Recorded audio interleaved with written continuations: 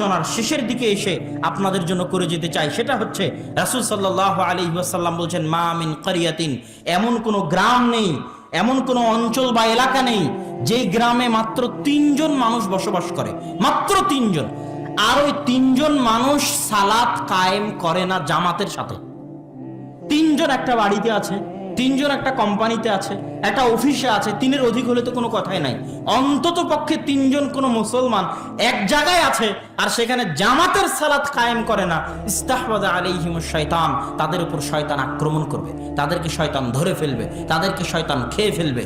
শয়তান থেকে যদি বাঁচতে চাও, জামাতে সালাত কায়েম করো, মসজিদের সাথে সম্পৃক্ত থাকো, জামাতের সাথে সম্পৃক্ত থাকো। জেনে রাখো, শয়তান পালবিহীন ভেড়ার প্রতি আক্রমণ করে, যেমন যেমন একটা সিংহ, একটা বাঘ পালবিহীন ছাগলের প্রতি আক্রমণ করে, জামাতবিহীন মানুষের প্রতি শয়তান ঠিক সেভাবে আক্রমণ করে। এই জামাত 5 ওয়াক্ত সালাতের জামাত, মসজিদ ভিত্তিক জামাত।